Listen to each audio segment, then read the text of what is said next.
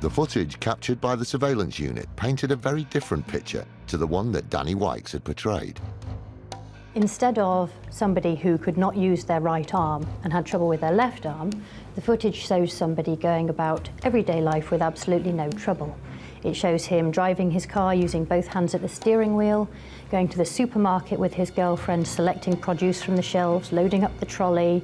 At one point he's seen to put his weight through his arms and sort of ride on the trolley. He carries the heavy shopping bags, he unloads bags from the car.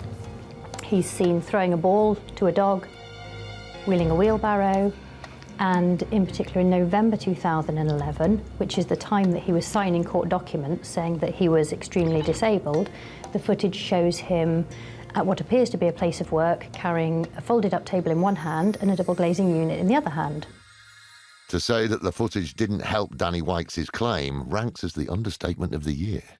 We showed the footage to the medical experts, who then, as a result of that, changed their opinion and formed the view that, that Mr. Wikes was either grossly exaggerating the level of pain or indeed making it up.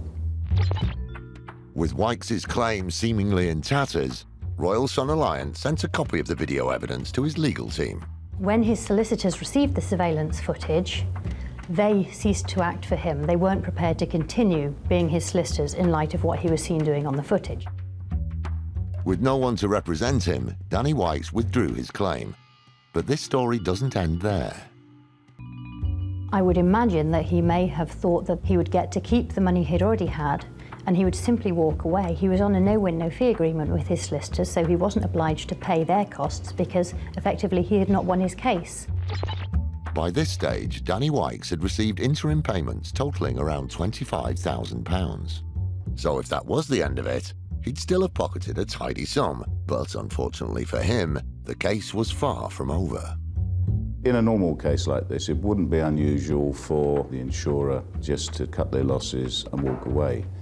But in RSA, we take a really dim view of people that try and defraud us, because ultimately it affects our honest customers.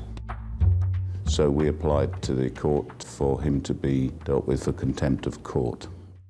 Danny Wikes had gone from claimant to defendant.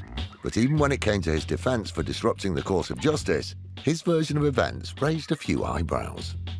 He initially claimed that he wasn't guilty, and in fact, he had lacked the mental capacity to bring the civil claim in the first place, and somebody else should have been acting for him, therefore he shouldn't be held accountable.